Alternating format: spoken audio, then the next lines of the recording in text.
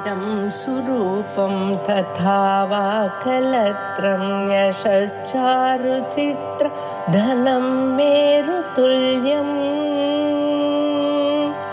मनश्चेन लग्नं गुरोरङ्घ्रिपद्मे ततः किं ततः किं ततः किं ततः किम्.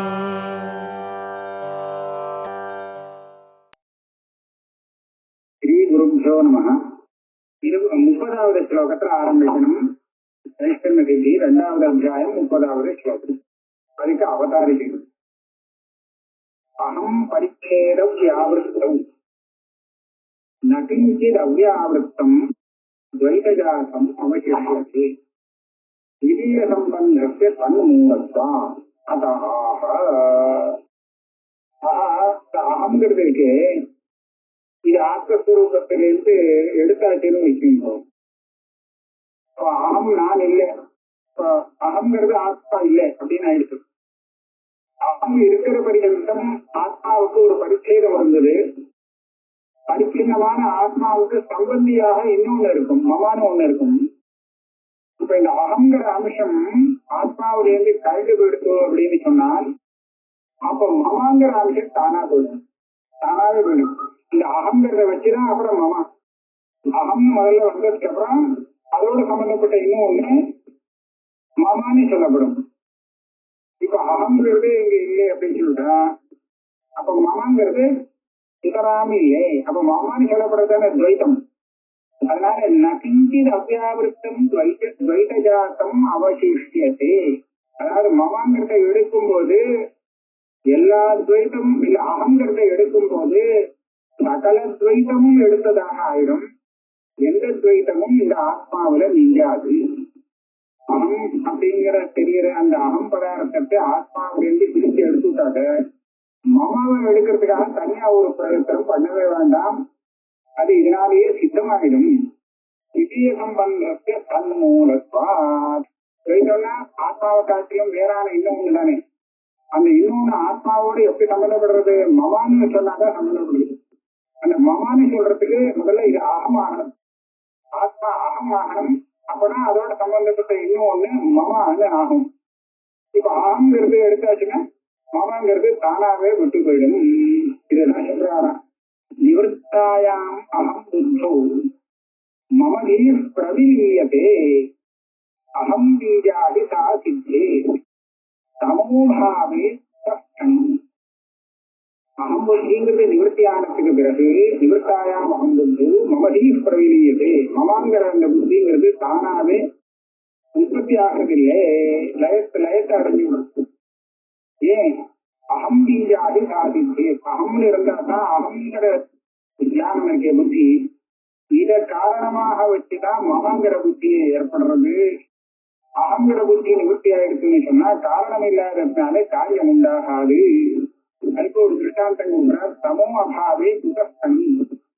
இருட்டுல கயிறை வந்து பாம்பா தெரிஞ்சுக்கணும் ஒரு அல்ப வெளிச்சத்துல. அதுக்கப்புறம் அந்த போயிடுச்சு, இருட்டு போயிடுச்சு. இப்ப பார்த்தா அங்க பாம்பு இருக்குமா? இருக்காது. பாம்பு இருட்டுலாம் தெரியும், அந்த அல்ப வெளிச்சத்துல தெரியுமே தவிர விவக்ஷித திருஷ்டாந்த அக்ஷ ஜாபனாய திருஷ்டாந்த வியாக்கியா. அடுத்த வழியிலே இப்ப சமூகாவே குபஸ்தனின்னு 30வது ஸ்லோகத்துல சொன்னாரு, அதை கொஞ்சம் விவரிச்சு சொல்றாரு அடுத்த வரியில், அடுத்த ஸ்லோகத்துல. இது அவசியமா என்ன? தமோபாவே குபஸ்தனின்னு சொன்னாலே நமக்கு போகும். இதுக்கு மேல இந்த திருஷ்டாந்தத்தை வியாக்கியானம் பண்ண வேண்டிய ஒரு அவசியம் இல்லை அப்படின்னு கேட்டா அதுக்கு என்ன சொல்றார்? நாம இப்ப வியாக்கியானம் பண்ணினது தப்புன்னு சொன்னா தப்பா தெரிஞ்சுக்க முடியும். அந்த பதங்கள் அப்படி விழுந்திருக்கு. அதனால அங்க விவக்ஷிதமான அம்சத்தை தெரிவிக்கிறதுக்காக அந்த அம்சத்தை தானே இன்னொரு ஸ்லோகத்துல வியாக்கியானம் பண்றார். விவக்ஷித திருஷ்டாந்த அம்ச ஞாபனாய திருஷ்டாந்த வியாக்கியம். திருஷ்டாந்தத்துல இப்ப நான் என்ன சொன்னேன், இருட்டு போயிடுச்சுன்னா பாம்பு எங்க வரும் அப்படின்னு கேட்டேன். இருட்டுனா எந்த இருட்டு? இந்த சாதாரண அந்தகாரம், ராத்திரியில வர இருட்டு அப்படிங்கிற அர்த்தத்தை நம்ம எடுத்துக்க கூடாது. இங்க தமசுன்னு சொன்னா அஜ்ஞானம் அல்லது அதுல இருந்து வரக்கூடிய பிராந்தி. அந்த அஜ்ஞானம் போயிடுத்து அல்லது அந்த சர்வபிரம நிவர்த்தி ஆயிடுத்துன்னு சொன்னா அப்ப அந்த சர்ப்பம் எங்கேருந்து வரும் எங்க அப்படின்னு இந்த திருஷ்டாந்தத்துல விவக்ஷிதமான அம்சம் இதை காமிக்கிறதுக்காக அடுத்த ஸ்லோகம் வருது 31. தமோமி பூத சித்தோகி ரஜ்வாமி பஷ்யதி ரோஷம் சாந்தியா வினா தப்பான் நோரகம் ரதி வீட்சதே. தமோமி பூத சித்தோகி இந்த அஜானம்ங்கிற சமத்தை எடுக்கின்றோம். அதனாலே வியாபிக்கப்பட்ட சித்தத்தை உடையவன் ரஜுவில வாஸ்தவமான ரஜு. ஆனா அந்த ரஜுவை பார்க்காம ரோஷனம் கோபமான சர்ப்பத்தை பார்க்கிறான். எப்படி பார்க்கிறான்? சாந்தியாக பார்க்கிறான். அவன் இந்த சர்ப்பம் தெரியுது சாந்தின்னு அர்த்தம். வாசம் இல்லை புஷ்பானத்தால அந்த ஞானத்தை சாந்தி. சாந்தியா வீணா இந்த சாந்தி இல்லைன்னு வச்சுங்களேன். அப்ப அந்த அந்த உலகம்னா பாம்பு. அந்த பாம்பு இருக்குமோ? இருக்காது. காந்தியில எதை பார்க்குவோமோ அது காந்தி தோன்று கூட பார்க்க முடியாது. அதனால காந்தியா உலகம் ரஜி ந வீட்சதே. சரக்குனா மாலை. முன்னாடி ரஜின்னு சொன்னா நீங்க மாலைன்னு சொன்னாங்களோ அந்த மாலையிலயோ இல்ல அந்த ரஜுவிலையோ இப்ப பாம்பு பார்க்க முடியுமா? அவனால முன்னாடி காந்தி இருக்கும்போது அவன் பாம்பை பார்த்தான். மறுபடியும் அதே மாதிரி பார்க்கணும் ஆசிக்கிறான். வரும்போது வராது. ஏன்? சாந்தி இருந்தாருன்னு. இப்ப என்னாச்சு? தமோபாவே புதஸ்தனிங்கிற இடத்துல தமசுன்னு சொல்லி அஜானம் அதனுடைய காரியமான கிரமம் அப்படின்னு அர்த்தத்தை எடுத்துக்கணும். நாம இந்த லோக பிரதேசமான அந்தகாரம் இருட்டுங்கிற அர்த்தத்தை எடுத்து அவருக்கு அதை சொல்றதுல விவக்ஷம் இல்லை அப்படிங்கிறத தெரியப்படுத்துறதுக்காக 31வது ஸ்லோகம் அந்த திருஷ்டாந்தத்தை வியாக்கியானம் பண்ணி கொடுத்திருக்கு. இப்ப நம்ம எதை பார்த்துட்டு இருக்கோம்? இந்த என்ன பிரகடனம் நடக்கிறது அப்படின்னு சொன்னா தொம்பதார்த்த விவேச்சனம் நடந்திருக்கு. அந்த தொம்பதார்த்தத்திலையும் அகங்கிறது ஆத்ம தர்மம் இல்லை. அகம் ஆத்மாவை சேர்ந்த தர்மம் இல்லை அப்படிங்கிறது நடந்திருக்கு. ஆத்மா இது வேற. அகம்னு நான் எதை சொல்றேன்னா அது இந்த ஆத்மா கிடையாது. அதுல இன்னொரு அம்சம் கலக்கிறது அப்படிங்கிறது சொல்ல வராரோ இல்லையோ.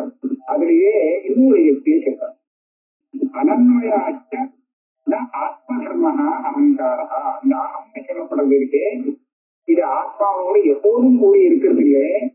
சில சமயம் காணாம போயிடுறது. அதனாலே இது ஆத்மான்னு சொல்ல முடியாது. ஆத்மாவுடைய தர்மம் இல்லை. எப்ப காணாம போறது? ஆத்மஸ்தேத் அகம் தர்மஹ யாயான் முக்திபுத்தயோ யதோ நான் வேதி ஞானம் அந்யதி யோக வேதம். இந்த அகங்கிறது ஒரு சமயம் ஆத்மாவாக இருக்குமானால் அல்லது ஆத்மாவுடைய சொந்த தர்மமாக இருக்குமானால் மோட்சத்திலையும் ஆத்மா இருக்கு, சுருத்திலையும் ஆத்மா இருக்கு. அங்கேயும் அகம் கூட வந்திருக்கணும். மோட்சத்துக்கு அகம் கிடையாது. சுருத்திலையும் அகம் இல்லை. அகங்கிறது கிடையாது. அங்கே பிரஜாபதி வித்தியில இந்திரன் பிரஜாபதி சுருத்தியில உபதேசம் பண்ணினதை கேட்டுட்டு அங்க சந்தேகத்தை குறிச்சு சொல்றான். சுருத்தி சம்ஸ்காராச்சு. ஆனா நாகல் வயமேவம் சம்பிரத்யாத்மானம் ஜானாதி அயமகம் அஸ்மீதி இமானி பூதானி. சுருத்தியில எனக்கு என்ன பிடிக்கிறது அப்படின்னு கேட்டா நான் இருக்கேன் அப்படின்னு அவனுக்கு தெரிய மாட்டேங்கிறது. இதெல்லாம் இருக்குங்கிறது தெரிய மாட்டேங்கிறது. இதுதான் எனக்கு பிடிக்கல. வாக்கிய சௌக்கியத்தில் குறவில்லை அப்படின்னு இதுக்கு பிரஜாபதி என்ன பதில் சொல்ற? சொல்றது கரெக்ட். அந்த சமயத்துல ஆத்மாதான் இருக்கே தவிர அகமே இல்லை. ஆத்மா இருக்கு, அகம் கிடையாது. அப்ப இதுல என்ன தெரிகிறது? ஆத்மா அனுவர்த்திக்கிறது. அகங்கிறது அப்ப காணாம போயிடுறது. சுருத்தியில முக்தியிலே இதே மாதிரி தான் காணாம போயிடும். ஆகையாலே இந்த அகங்கிறது வேற ஒண்ணு ஆத்மாவை சேர்ந்தது இல்லை. வேற விதமா அந்நிதியோ அவே அகங்கிறது ஆத்மாவுடையது இல்லை, வேற இன்னொன்னுடையது. இன்னொரு தர்மம் சொல்லணும் அப்படின்னு யுக்தியாக நீங்க இந்த அகங்கிறது ஆத்மாவுடைய தர்மமாக வச்சுக்கிட்டேன்னா ஆபத்து வேற இருக்கு அப்படின்னு சொல்லு. ஆத்ம தர்மத்துவ அபிபகமே அபரிகாரிய தோஷ பிரசக்தி. உன்னால பரிகாரம் தோஷம். அது என்ன தோஷம்? यद्यात्मधर्मः अहङ्कारः नित्यत्वं तस्य बोधवत् नित्यत्वे मोक्षशास्त्राणां वैयर्थ्यं प्राप्नुयात् ध्रुवम्. ஒரு சமயம் இந்த அகங்கிறது ஆத்மாவை சேர்ந்த ஒரு தர்மமாக இருக்குமானால் ஆத்மா நித்தியமாக இருக்கிறதுனாலே அதனுடைய தர்மமும் நித்தியமாக இருக்க வேண்டியிருக்கு. எப்படி ஞானம்ங்கிறது ஆத்மாவுடைய தர்மம் அல்லது ஆத்மஸ்வரூபம். அதனால ஆத்மா இருக்குன்னு சொன்னா அது சித்ரூபமாக தான் இருக்கு. மோட்சகாலமாகட்டும் முக்தி காலமாகட்டும் எப்படி இருந்தாலும் சரி ஆத்மாவுடைய ஸ்வரூபத்தை சேர்ந்து கொடுத்துன்னு சொன்னால் அதை விடாது. அப்ப என்னாச்சு போதம்னா சைத்தன்யம். சைத்தன்யம் எப்படி ஆத்மஸ்வரூபமாக இருக்கிறதுனாலே ஆத்மா இருந்தா சைத்தன்யம் கூடவே இருக்கு அப்படின்னு சொல்ற மாதிரி இந்த அகங்கிறதும் ஆத்மாவுடைய தர்மமா இருந்ததுன்னா இதையும் நித்தியம் அப்படின்னு சொல்ல முடியாதா ஆயுதம். ஆனா போறது இப்ப என்ன இருக்கட்டுமே அதுவும் நித்தியமா இருக்கட்டுமே அப்படின்னு நித்தியத்திலே மோக்ஷாஸ்திராணாம் வையர்த்தியம் பிராப்னுயாத் த்ருவம். அப்போ வேதாந்த சாஸ்திரம் கஷ்டமா வரும். ஏன்னா இந்த அகங்கிற இந்த தர்மத்தை நிவர்த்தி பண்ணி சுத்த சைதன்ய ஸ்வரூபமாக இருக்கிறதுக்கு வழி காமிக்கிறது மோட்ச சாஸ்திரம். ஆனா இப்ப என்ன ஆகும், அது சொல்ற மாதிரி அகங்கிறத விட்டுட்டு ஆத்மா இருக்கவே இருக்காது. ஏன்னா அகங்கிறது அதனுடைய தர்மத்தை போதம் மாதிரி அப்படி ஆகிடுச்சுன்னா ஆத்மா இருக்கு, ஆத்மாவே இல்லாம போனாக்கா அகங்கிறது நிவர்த்தி ஆகும். அப்ப யாருக்கு மோட்சம்? அப்ப மோட்சத்துல அகங்கிறது இல்லாமல் ஆத்மா இருக்குன்னு சொல்லக்கூடிய வேதாந்த சாஸ்திரம் இருக்கு. அதுக்கெல்லாம் அப்ராமான்யம் வந்து சுருக்கி அகம் இல்லை ஆனா ஆத்மா இருக்கு அப்படின்னு காமிச்சாரோ இல்லையா, அது தப்பா போயிடும். அது அங்க இன்னும் நிறைய சாஸ்திரங்கள்ல அகங்கிறது ஆத்மஸ்வரூபம் இல்லைங்கிறத காண்பிக்கிறது. பூம வித்தியில கூட அகங்கிறது ஆத்மா இல்லைன்னு காண்பிக்கிறதுக்கு ஒரே விஷயத்த 3 தடவை உபதேசம் பண்ணினார். பூமான்னு சொல்லப்பட்ட அந்த அந்த அந்த ஒன்ன சைவ அகஸ்தா சைவ உபரிஷ்டா அப்படின்னு ஆரம்பிச்சு சைவேதம் சர்வம் அப்படின்னு சொன்னார் ஒரு தடவை. அசாதா அகங்காராதேசான்னு சொல்லி அகமேவாதஸ்தா சமபரிஷ்டா அப்படின்னு சொல்லி அகமேவேதம் சர்வம்னு இன்னொரு தடவை சொன்னார். இதை ரெண்டு சொல்லிட்டு அசாத ஆத்மாதேசா அப்படின்னு சொல்லி ஆத்மீவாதஸ்தா ஆத்மயோபரிஷ்டான்னு ஆரம்பிச்சு ஆத்மீவேதம் சர்வம் 3 பரியாயத்துல ஒரே வசூல். இங்க 3 பரியாயத்துல ஒரு தடவை சகான்னு இருக்கு. சகாங்கிற சப்தம் பூமாவை குறிக்கிறது. அதனால பூமிவாதஸ்தாத்திரி சொன்ன மாதிரி பூமாதான் எல்லாம் அப்படின்னு முதல் பரியாயத்துல சொன்னார். 2வது பரியாயத்துல நானேதான் எல்லாம் அப்படின்னு சொன்ன மாதிரி இருக்கு. ஏன்னா அகமே வேதம் சொல்லுவோம்னு முடியுது. 3வது பரியாயத்துல ஆத்மாதான் எல்லாம். அப்ப என்னாச்சு, எல்லாமா இருக்கக்கூடியது பூமா ஒண்ணு, நான் ஒண்ணு, ஆத்மா ஒண்ணு. அப்ப 3 பதார்த்தம் எல்லாமா இருக்கு சொன்ன மாதிரி ஆகும். எல்லாமா 3 பதார்த்தம் இருக்குன்னு சொன்னா ஒண்ணுமே எல்லாமா இல்லைன்னு அர்த்தம். ஏன்னா எல்லாமா இருந்தா அது ஒன்னாதான் இருக்க முடியும். இது வேற அது வேறன்னு ஒரு 2 பதார்த்தம் வந்துருச்சுன்னா ஒண்ணு இன்னொன்னாக இல்லைன்னு ஆயிடுச்சு இல்லையா. அப்ப அந்த எல்லாமே சர்வத்துக்குள்ள இந்த 3 சேரணுமா வேண்டாமா? சேர்ந்தாதான் எல்லாமே ஆக முடியும். ஏன்னா இந்த 2 விட்டுட்டு பாக்கி எல்லாமே சொல்ல முடியாது. அதனால ஆமை வேதம் சர்வம், ஆத்மை வேதம் சர்வம், பூமி வேதம் சர்வம் அப்படின்னு 3 பரியாயத்தையும் ஒரே வஸ்துவை சொல்றது சொல்ல முடியாது. அப்ப அந்த வஸ்துவையே 3 தடவை இப்படிலாம் சொல்லணும் அப்படின்னு கேட்டா அந்த முதல்ல சொன்னோமே பூமி வேண அது சகான்னு சச்சப்தம் போட்டு சொன்னதுனாலே அது நமக்கு பிரத்யட்சமா இல்லையே, அது ஏதோ பரோட்சமா ஏதோ ஒரு வஸ்து இருக்கு போல இருக்கு அப்படின்னு ஒரு பிரமை ஏற்படும். ஏதோ ஒண்ணு இருக்கு அதுதான் சர்வாத்மா அப்படின்னு. அப்படி இல்லையே நம்ம ஆத்மஸ்வரூபம் தான் அப்படின்னு தெரிய வைக்கிறதுக்காக அகம்னா எல்லாருக்கும் அது அப்ரோச். யாரு அகம்னு சொல்றானோ அத்தனை பேரும் அகங்கிறத பரோட்சமா சொல்லிக்கிறது இல்லையா, எல்லாரும் பிரத்யட்சமா அனுபவிச்சு சொல்லலாம். அப்படி இருக்கிறது பரோட்சமே ஆகாது. அப்ப இந்த சப்தத்தினால அதை சொல்லிட்டா இந்த பரோட்சத்துவத்தை எடுத்தாச்சு. சப்தம் சொன்னதுனால எந்த ஒரு பரோட்சத்துவம் வந்ததோ அந்த பரோட்சத்துவத்தை அகம் சப்தத்தை போட்டு அதே விஷயத்தை சொன்னதுனால அது அந்த பிராந்தி நிவர்த்தி ஆயிடுச்சு. ஆனா அகம்னு சொன்னா அது சின்னதா போயிடுச்சு. அது உபாசிய அகங்கிறது வாஸ்தவான ஆத்மா இல்லையே, ஆத்மாவோட உபாதியை சேர்த்துதான் அது அகமாகிறது. அப்ப என்னாச்சு, இந்த உபாதியை வெளியில எடுக்கணும்.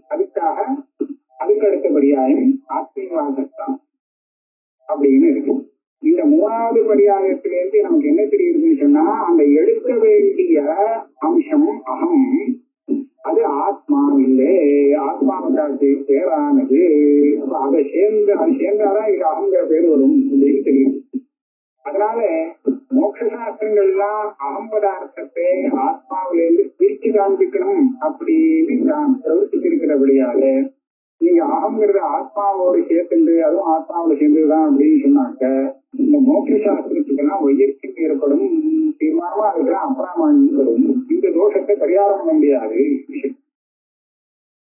அப்போ அடுத்த கேள்வி வச்சுக்கலாம், நீங்க பரிகாரம் பண்ண முடியாதுன்னு இங்க ஒண்ணுமே இல்லை, நீங்க எவ்வளவு பெரிய தோஷம் சொன்னாலும் ஏதாவது ஒரு பரிகாரம் கிடைக்கும்.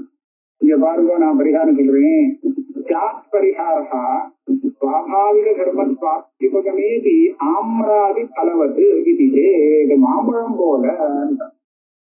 மாம்பழம் போலன்னு சொன்னா, மாம்பழம் ஆரம்பத்துல பச்சையா இருந்துச்சு, அதுக்கப்புறம் பழுத்ததுக்கு அப்புறம் பார்த்தா கலர் மாறி போயிடுச்சு. முன்னாடி நிறைய புளிப்பா இருந்தது, பழுத்ததுக்கு அப்புறம் பார்த்தா திருப்பா போயிடுச்சு. இப்படி எல்லாமே மாறி போயிடுச்சு. அப்ப என்னாச்சு, அதுக்காக இந்த பச்சை இதனுடைய சுபாவம் இல்லை அப்படின்னு சொல்லலாமா? இந்த பச்சை இப்ப பழுத்த மாம்பழம் மஞ்சளா இருக்குங்கிறதுக்காக இது ஏற்கனவே பச்சையாவே இல்லை, பச்சையா இருந்தது வெறும் வேற ஏதோ ஒண்ணு அப்படி சொல்ல முடியுமா? சொல்ல முடியாது. இதுதான் ஏற்கனவே பச்சையா இருந்தது காதா இருக்கிற நிலையில இப்ப பழமானதுக்கு அப்புறம் மஞ்சளா இருக்கு சொல்லணும். அப்ப என்னாச்சு, இது எல்லாமே சுவாபாவிக தர்மம். சுவாபாவிக தர்மமா இருந்தாலும் ஒரு சுவாபாவிக தர்மம் நிவர்த்தியாகி இன்னொரு சுவாபாவிக தர்மம் அங்க சேரலாம். சில இடத்துல சுவாவம் மாறுறது அப்படின்னு வச்சுட்டாங்க எல்லாருக்குமே. ஆனா சில இடத்துல மாறுறது, குழந்தையா இருக்கும் போது ஒரு சுவாவம், பெரியவராக அப்புறம் அந்த சுவாவம் மாறி வேற சுவாவம் வருது அப்படின்னு சொல்ற மாதிரி காலம் ஏதேன சுவாவம் மாறுறதுன்னு வச்சுக்கலாமே. அப்படி மாறுறதே நமக்கு என்ன பரிகாரம் கிடைக்கும்னா, நீங்க சொன்ன தோஷத்துக்கு பரிகாரம் கிடைக்கும். உபனிஷத்து வேதாந்த வாக்கியங்கிறது மோட்ச காலத்துல அகம் இல்லைங்கிறத காண்பிச்சு கொடுக்குறீங்க, அது அப்படியே இருக்கட்டும். இப்ப விவகார காலத்துல அகம்ங்கிறதும் ஆத்மாவை சேர்ந்துதான் இருக்கு. தியானம் மோட்சம் வர காலத்தை அது போயிடும், ஆத்மா விட்டு கிளம்பி போயிடும். அப்படி வச்சுக்கலாமேன்னு சொன்னான். சாத் பரிகாரா சுவாபாவிக தர்மத்துவ அப்திபகமேதி ஆம்ராதி பலவத்து இடிச்சு தன்னா. இந்த திருஷ்டாந்தம் தப்பு, அந்த திருஷ்டாந்தத்தை சொல்லி ஆத்மாவுக்கு சொல்றது இன்னும் தப்பு. எப்படி ஆம்ராதே பரிணாமித்வாது குணஹா நிர்குணாந்தரை அவிகாரிது சத்பிரம்மா நஹி திரஷ்டுரிதி ஸ்ருதே. இந்த நையாயிரங்கிட்ட அல்லது வைசேஷிகங்கிட்ட நீங்க கேட்டேன்னு வச்சுங்களேன், இந்த பழமே வேறேன்னு விடுவோம். அதாவது அந்த குணங்கள்லாம் மாறும்போது அந்த குணத்துக்கு ஆச்சரியமா இருக்கிற பச்சை மாங்காய் எது, இது மாம்பழம். ஏன்னா குணம் மாறும்போது அதுல பரிணாமம் இல்லையா, பரிணாமத்தை அடையிறது. அப்ப பரிணாமம் அடைஞ்சாச்சுன்னா வஸ்து வேறேம்மா. ஒரு வேஷ்டி கிழிஞ்சு போச்சுன்னு சொன்னா கிழிஞ்ச வேஷ்டி வேற, இதுக்கு முன்னாடி இருந்த கிழியாத வேஷ்டி வேறேன்னு சொல்றோம் தார்க்கினி. அந்த விதத்துல பாக்குறச்சு பச்சை கலர்ல இருந்த மாங்காயும் இப்போ பழுத்து மஞ்சளா இருக்கக்கூடிய மாம்பழமும் வேறன்னு சொல்லலாம். இல்ல பரிணாமவாதத்தை ஆசிரியச்சு இது பரிணாமத்தை அடைஞ்சு போச்சு அதனால மாறிடுச்சு சொல்லலாம். ஆனா ஆத்மாவை இந்த மாதிரி மாற வைக்க முடியுமா? பரிணாமின்னு சொல்லலாமோ? பிரம்மன் சொல்வன் தானே ஆத்மா. அது என்ன சொல்லிருக்கு? அவிகாரிது தத்பிரம்மா. அந்த பிரம்மங்கிறது விகாரமே இல்லாதது அப்படின்னா வேதாந்தம் சொல்லிருக்கு. எங்க வேதாந்தத்தை சொல்லியிருக்குன்னா நகி திரஷ்டு இது ஸ்ருதே, நகி திரஷ்டு திருஷ்டேர் விபரிலோகோவித்தே. இந்த திரஷ்டாவுடைய ஸ்வரூபம் இருக்கு, திருஷ்டியுடைய ஸ்வரூபம், அந்த ஸ்வரூபம் ஒரு நாளும் மாறாது. திரஷ்டானா அப்படின்னு சிரித்து சொல்லியிருக்கு. அதனால பிரம்மத்துல இந்த மாதிரி ஏற்கனவே இருந்த குணம் போய் புது குணம் வந்தது அப்படின்னு சொல்றதுக்கு இல்லை. அது மாத்திரம் இல்லை, இப்ப அடுத்த யுக்தி சொல்ற, பிரம்மத்துல இந்த மாதிரி புதுசா குணம் வந்தது, ஏற்கனவே இருந்த குணம் போச்சு அப்படின்னு ஒத்துண்டா பிரம்மமே ஒரு நாளைக்கு போயிடும். ஏன்னா ஒரு தர்மம் வந்துட்டு போற மாதிரி திரவியம் இருந்ததுன்னா அந்த திரவியத்தை நித்தியம்னு ஒத்துக்க முடியாது, மாம்பழத்தை போல அனுமானம் பண்ணிடலாங்க. அகங்காரத்துக்கு ஆகமாபாயித்வா தர்மினஷ்ட அனித்தியத்துவம் பிராப்னோதி. இது மகாதோஷம், பெரிய தோஷம். அகங்காரங்கிறது ஆகம அபாயி. ஒரு சமயம் அகங்காரம் வருது, அப்புறம் போறது, திரும்பி வருது, போறது. ஆஹா நிலைச்சு இல்லை, சுத்தி காலத்துல காணாம போயிடுது, மறுபடியும் மூச்சு கழிச்சு வருது அப்படின்னு சொல்லி அப்படிதான் இது வந்துட்டு வந்துட்டு போகக்கூடிய தர்மம் அப்படின்னு சொன்னால், இப்படி வந்துட்டு போகக்கூடிய தர்மத்துக்கு ஆச்சரியமான தர்மி ஆத்மா இருக்கே, அந்த ஆத்மாவே அனித்தியமாக போயிடும். இது ஒரு ஆகமாபாயினிஷ்டத்வாது அனித்தியத்துவம் யாதிருஷினா சைத்தன்யம், சைத்தன்ய சுரூபமான ஆத்மா இருக்கே அது அனித்தியத்துவத்தை அடைந்து வரும். ஏன்? ஆகமாபாயினிஷ்டத்வாது. இது ஒரு ஆகம அபாயி ஆயிடும். அதாவது அகங்காரங்கிறது வந்துட்டு போக ஆகம்னா வருது, அபாயின போகிறது.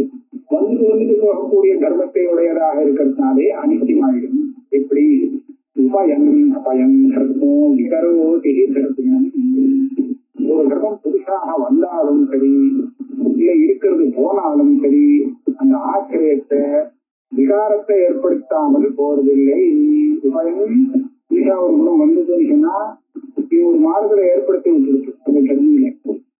ஏற்கனவே இருந்தது போச்சு அப்படின்னு சொன்னா அந்த கர்ப்பம் போகிறச்சே காலி பண்ணிட்டு போயிட்டு இந்த ஆத்மாவிலே ஒரு மாறுதலை ஏற்படுத்தி கொடுத்துட்டு. அதுதானே அந்த பச்சை இடங்கிறது மாங்காவில இருந்து கொண்டு அழியும் போது மாங்காவிலே பெரிய வித்தியாசத்தை ஏற்படுத்திடும். அதே மாதிரி மஞ்சள் நிறம் வரும்போது அந்த மாங்காவிலே ஒரு வித்தியாசத்தை ஏற்படுத்தி மாம்பழமாக்கி இருக்கு. இப்ப அது மாங்காயின்னு சொல்ல முடியாது. ஆக இப்படி பார்க்கறச்சே ஒரு தர்மம் வரதா இருந்தாலும் தர்மிய மாத்துறது, அது அங்கேருந்து அழியத்தை கூட தர்மிய மாத்தி விட்டுது, பரிணாமத்தை ஏற்படுத்துறது. அப்படி இருக்கிறச்சே அந்த தர்மியை எப்படி நிச்சயமே சொல்லலாம்? ஆத்மா நிச்சயமா இருக்கு, பாக்கியெல்லாம் அதை வந்துட்டு போறதுன்னு சொல்றது மகாசக்தி. அப்போ சொன்னா இந்த பாரு, ஆத்மா நிச்சயமா அனிச்சயமாங்கிட்ட முன்னாடியே தீர்மானம் முடியாது. ஒரு சமயம் பிரமாணத்தால நம்ம விசாரம் பண்ணி அது அனித்தியம் தான் தீர்மானம் ஆச்சுன்னா பிரமாணத்துக்கு நம்ம ஒத்துக்க வேண்டியதானே. ஆத்மா நித்தியம் அப்படின்னு ஏன் ஆகிரகப்படணும்? அஸ்து அனித்தியத்துவம் கம் உபாலபேமஹி பிரமாணோபபன்னத்வாதி. நீ சொன்ன மாதிரி ஆத்மாவில இந்த மாதிரி அகங்காரம், ஞானம், இச்சா, போக்குவரத்து எல்லாமே வந்துட்டு போகுதுன்னு இருக்கட்டும். வந்துட்டு போனா அதுக்கு ஆச்சரியமான தர்மி அனித்தியமாகிடும் சொன்னா ஆகட்டும், பிரமாணத்தினால அது சுத்தமாச்சுன்னா நான் ஒத்துக்கிறேன், அது ஒன்றும் தப்பில்லை அப்படின்னு சொன்னா சுத்தி விரோதம் வருகிற ததா அவிருத்தம் பாரியதே அபன்னோதம் கடத்தேவ சுஷாகிரி அதியாத்மனா. அங்க எவ்வளவு வியாகாட்டமே இருக்கு. அதாவது நீங்க சிந்திய முதல்ல நான் என்ன சொன்னேன், சிந்திக்கு விரோதமாயிடும். அது எப்போதும் கிரஷ்டேர் விபரியோபவிக்கே அது வினாசத்திலே அப்படின்னு சொல்லியிருக்கு. அது என்ன பண்றதுன்னு கேட்கும். அதுக்கு நீங்க ஏதாவது சிந்திக்கு அர்த்தத்தை மாற்றி சொல்றேன் அப்படின்னு சொன்னாலும் உன்னுடைய சொந்த அனுபவத்துக்கே விரோதம் கூடும் அப்படிங்க. புத்திசாலின்னு நினைக்கிறியே துஷாகிரிய தீஹி, துஷாகிரத்தை போல சூக்ஷமான விஷயத்தையும் கிரகிக்கக்கூடிய புத்தியுடையவனே, உன்னுடைய புத்தியாலே நீ நல்லா பாரு. அந்த பாக்கியஸ்வரூபம் சர்வதா அவிலுப்த சுவாவமா இருக்கா இல்லையா? நீ எப்ப பார்த்துட்டு இருக்கியோ அந்த ஆத்மா எல்லாத்தையும் பார்த்துட்டேதான் இருக்கே தவிர ஒரு நாளாவது அது பார்க்காம இருந்ததா அப்படின்னு கேட்டா இல்ல. அது எப்படி பாக்குறது அப்படின்னு கேட்டா தானே தான் பாக்குறது. அது பாக்குறதுக்கு இன்னொரு சாதனம் வேண்டாம். அப்படி பார்க்கும்போது அந்த கரணத்துல வரக்கூடிய சகல சாட்சி சித்தம்னு சாட்சி வேத்தியம்னு சொல்லக்கூடிய தர்மங்கள் இருக்கு. ஆத்மாவில் வரக்கூடிய தர்மங்கள் அது எல்லாத்தையும் பார்த்துட்டு இருக்கக்கூடிய சாட்சி எப்படி பாக்குறது? எந்த பிரமாணத்தை கொண்டு பாக்குறது? கடத்தை எப்படி பாக்குறதுன்னு கேட்டா அது வேற. கடத்தை பாக்குறதுக்கு எனக்கு கண்ணு வேணும், ஏதாவது பிரமாணத்தை உபயோகப்படுத்தணும், இல்லைன்னா மிக தெரியாது. ஆனா கட சாட்சி வேத்தியம் இல்லைங்கிறதுனால அதை விட்டுடுறேன். ஆனா நமக்கு அந்த காலத்துல வரக்கூடிய போக்குவரத்தெல்லாம் இருக்கு. இதெல்லாம் சாட்சி வைத்தியம் வச்சிருந்ததுனால இது எப்படி சாட்சிக்காக பார்க்கப்படுறதுன்னு சொன்னா அதுக்கு ஒன்றும் பிரமாணமே வேண்டாம், தானே பார்க்கறதுன்னு சொல்லியா. அது பிரகஸ்தி. இதை போய் நீ இல்லைன்னு சொல்ல முடியுமா? நபாரியத்தையே அபன்ஹோதும், இத இல்லை அப்படின்னு சொல்ல உன்னால முடியாது. ஏன்? உன் புத்தியே அதுக்கு விரோதம். சுஷாந்திரியா ஆத்மனா கடத்தைவ அவிருத்த சாட்சிக்கும், கடத்தை பார்த்து கடம் ஒண்ணும் சாட்சியம் இல்லை, ஒண்ணும் இல்லை, இன்னைக்கு இருக்கு நாளைக்கு போகும் அப்படின்னு சொல்ற மாதிரி இந்த ஆத்மாவுடைய சாட்சித்துவங்கிறது இன்னைக்கு இருக்கு நாளைக்கு இருக்காது அப்படின்னு ஒரு சமயம் இருக்கு ஒரு சமயம் இல்லைங்கிறத உங்களுடைய வித்தியால விசாரம் பண்ணி சொல்லிப்பாரு. சொல்ல முடியறதான்னா சொல்ல முடியாது. ஆகையாலே போகக்கூடிய அகங்காரம் ஆத்மாவை சேர்ந்தது இல்லை அப்படிங்கிற தீர்மானத்துக்கு வா. ஏதஸ்மாச்ச ஹேதோ அகங்காரத்த அனாத்ம தர்மத்துவம் அவசியதாம். நான் இன்னொரு யுக்தி சொல்றேன். அந்த ஹேதுவாலையும் அந்த யுக்தியாலையும் அகங்காரம் ஆத்மா இல்லைங்கிறத நீ தீர்மானம் பண்ணிப்போ அப்படிங்கிற. என்ன பிரமாணாவகம்பாது கதாதிவதம் யதோ ராஜ்ய பிரமாணானாம் பிரசித்தி. பிரமாணத்தால் அறியப்படும் வஸ்துன்னு சிலது, பிரமாணம் இல்லாமலே பாதிக்கக்கூடிய வஸ்துன்னு ஒண்ணு. பிரமாணத்தாலே அறியப்படுறதும் தானே பாதிக்கிறதும் ஒன்னாகுமா? பிரமாணத்தால எது தெரியுதோ அது பிரமாணம் வேலை செய்யலைன்னா இருந்தாலும் தெரியாது. ஆனா தானா எது பாதிக்கிறதோ அது பாதிக்கிறதுக்கு பிரமாணம் வேலை செய்ய வேண்டிய அவசியம் இல்லை. இப்ப இந்த அகங்கிறது இருக்கே, பிரமாணை அவகமியத்வா, பிரமாணத்தாலதான் தெரியுது. கடாதி கடம் இருக்குங்கிறது இருந்துட்டா போறோம், அது தானா தெரியும் அப்படின்னு சொல்ல முடியாது. நம்ம பிரமாணம் வேலை செஞ்சாதான் கடம் இருக்கிறது தெரியும். அதனால அது எப்படி இருக்கு? பிரமாணை அவகமியமாக இருக்கு கடம். அதே மாதிரிதான் அகங்கிறதும் பிரமாணத்தினால தெரியும்படியாக இருக்கு. ஆனா ஆத்மஸ்வரூபமான திருப்தி எப்படி இருக்கு? சைதன்யம், அதுக்கு பிரமாணமே வேண்டாம், தானா தெரிகிறது. அப்படி இருக்கும். அது மாத்திரம் இல்லை, அது தானா தெரிஞ்சாதான் பிரமாணங்களையே எடுத்து காமிக்கக்கூடியது. இது பிரமாணத்தையே காண்பிக்கக்கூடியதாக இருக்கிறதுனால அது பிரமாணத்தால தெரியுதுன்னு சொல்ல முடியும். பிரமாணத்தை உபயோகப்படுத்துறதுக்கு முன்னாடியே சித்தமா இருக்கு. அப்படி இருக்கும்போது அது பிரமாணத்தால சித்தமா இருக்கு. பிரமாணத்தால சித்தமாக கூடிய வஸ்துவும் தானே சிந்திக்கக்கூடிய வஸ்துவும் எப்படி ஒன்னாகும்? இதுவே வித்தியாசத்தை காண்பித்து கொடுக்குறது இல்லையா? ஆகையால இந்த அகங்கிற பதார்த்தம் ஆத்மாவோட சேர்ந்தது இல்லைன்னு தீர்மானம் பண்ணிப்போ. ஏதோ ராத்தி, ராத்தினா சித்திங்கிற அர்த்தத்துல ராத்தி ஒரு பதத்தை பூஷா போடலாம்னு சொல்லிருக்கேன். தர்ம தர்மினோச்ச இதரேதர விருத்தப்பா அசங்கதி, இன்னொரு அசங்கதி சிவர், அதாவது அனுபவத்தி. என்ன தர்மிண விருத்தப்பா நதிருஷ்ய குணசங்கதி மாருதாந்தோலிதஜ்வாலம் சைத்யம் நாக்னிம் திஸ்ருப்தி. இந்த திருஷ்யம் வேற, திரஷ்டா வேற. திரஷ்டா ஆத்மா இல்லையா? அகங்காரம் திருஷ்யம். அவன் கேட்பான், இது திருஷ்யமா இருந்துட்டு போட்டோம், அதே சமயத்துல ஆத்மாவுக்கு தர்மமா இருக்கட்டுமே. ஆத்மா திருஷ்யம் இல்லை, ஆனா ஆத்மாவுடைய கர்ப்பமான அகங்காரம்ங்கிறது ஆத்மாவால காணப்படக்கூடிய திருஷ்யமாக ஒண்ணு இருக்கு. அது என்ன தப்பு? அப்ப சொன்னா, சரி நீ சொல்ற மாதிரி இருக்கலாம், ஆனா தர்மி ஸ்வரூபத்துக்கு விருத்தமா இருக்கு. இது தர்மி ஸ்வரூபத்துக்கு விருத்தமா இருந்ததுன்னா அப்ப திருஷ்யமான அந்த குணம் அது அந்த தர்மியை சேர்ந்ததுன்னு எப்படி சொல்றது? விருத்தமான குணம் இருக்க முடியுமோ? இருந்ததுன்னா அது விருத்தமாகுமோ? விருத்தம்னு சொன்னா அதுல இல்லாத குணம் இருக்கு. இருந்தது சொன்னா அப்ப அது விரோதமே இல்லைன்னு சொல்ல வேண்டியதாக.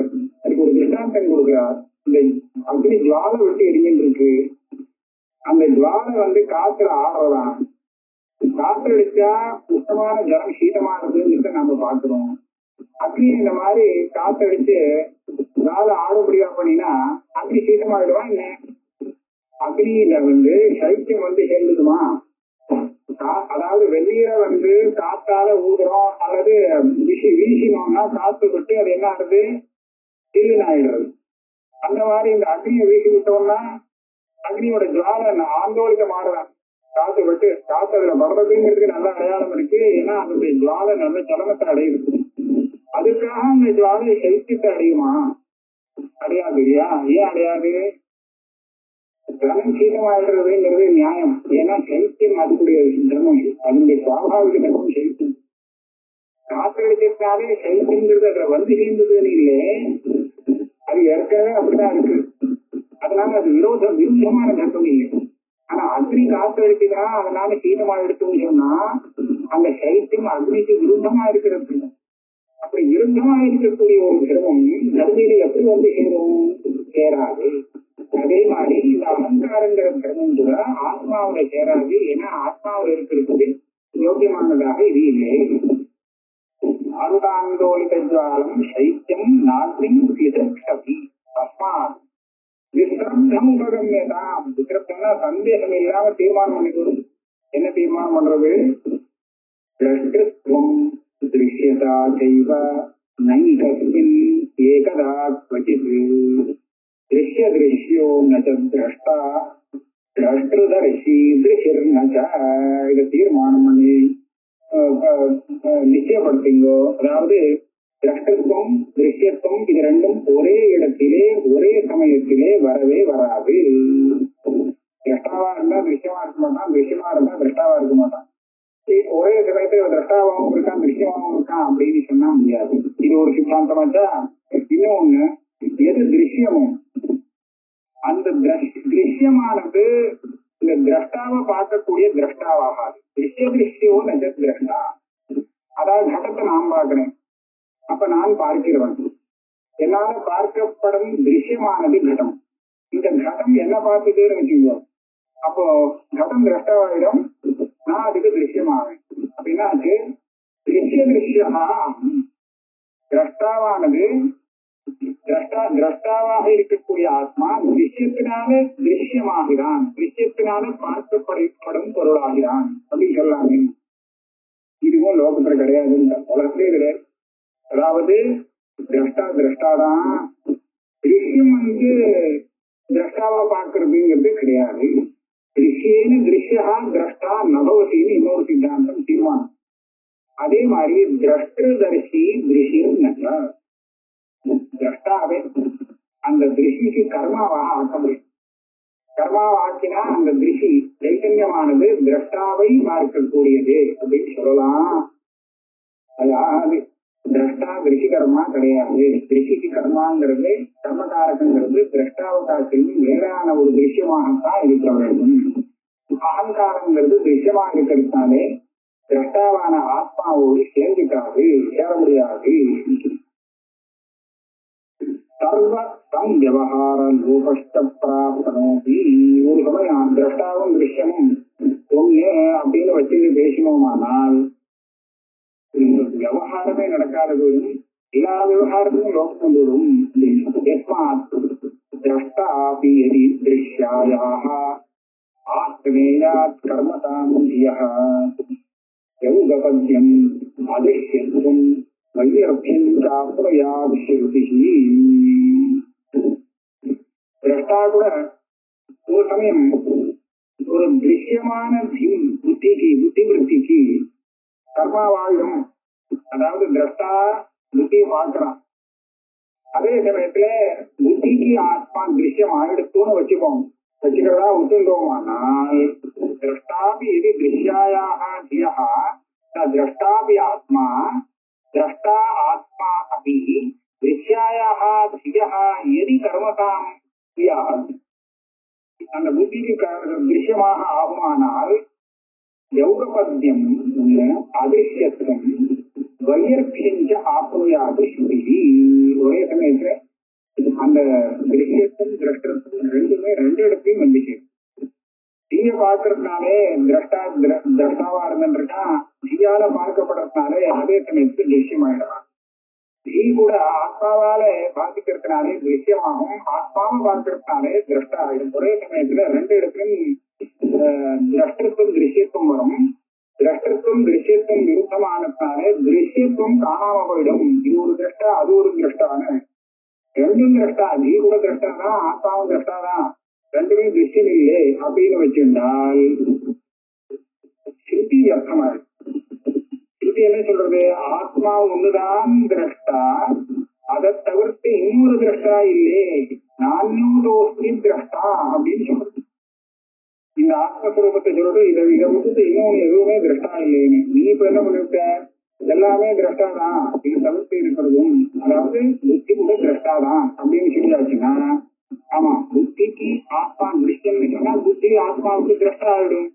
அப்ப நான்யோட வஸ்து திரஷ்டா அப்படிங்கிறதுக்கு தோஷம் வந்துடும் அப்படின்னு. எஸ்மா குதஹா எஸ்மா அதை சொல்றாரு. அந்த ஸ்ருதிக்கு வையர்க்கம் எப்படி வருங்கிறத காண்பிக்கிறார். நாலு திருஷ்யத்துவம் திருஷ்யத்தே திரஷ்டா குதஹா யாச்சேத் திருவேகம் நிர்திருஷ்யம் ஜெகத்வாஸ்யாத்மசாட்சிகம். எதனுடைய திருஷ்டி லோகத்தை அடையாதோ அதுக்கு அலுப்த திருஷ்டி அப்படின்னு சொல்லி திரஷ்டு திருஷ்டியை விபரியோகோபித்தேன்னு சொல்லி ஆத்மாவை அலுப்த திருஷ்டியாக சொல்லியிருக்கு ஸ்ருதி. அப்ப இருக்கக்கூடிய ஆத்மாவுக்கு திருஷ்யத்துவம் வர முடியாது. ஒரு சமயம் அதுக்கு திருஷ்யத்துவம் வந்துடுச்சுன்னு சொன்னா அதனுடைய திரஷ்டத்துவம் காணாம போயிடும்.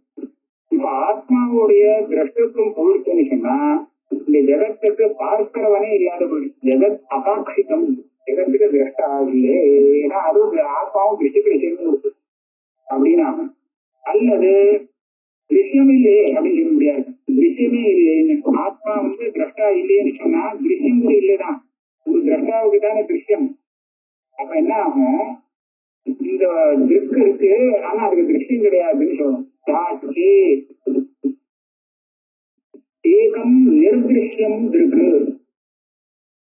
இருக்கு ஆனா அதுக்கு திருஷ்யம் கிடையாது அப்படின்னு சொல்ல முடியாது. அல்லது இந்த ஜெகத்துக்கு திரஷ்டா கிடையாது சொல்றாங்க. அதாவது திரஷ்டத்துவம் திருஷ்யத்துவம் இந்த ரெண்டுல ஒண்ணுதான் வச்சுக்கலாம். திருஷ்யத்துவம் வச்சு போட்டோம்னா திரஷ்டத்துவம் இல்லாத போயிடும். அப்ப ஜெகத்துக்கு திரஷ்டா இல்லை அப்படின்னு வந்துடும். ஜெகத்தை பார்க்கறதுக்கே நம்மளா இல்லை. ஆனா அபாட்சிதம்னா திரஷ்டாதான் இருக்கான், திருஷ்யம் இல்லையே அப்படின்னு சொல்லிட்டாக்க நிர்திருஷ்யம் ஜெகத்யா. இந்த ரெண்டுல ஒரு ஆபத்து வந்து சேரும். அதனால திரஷ்டத்துவம் திருஷ்யத்துவம் இது ரெண்டும் ஒரு இடத்துல சேராதுங்கிறது தீர்மானம் பண்ணி 41வது ஸ்லோகம் வந்து இதோட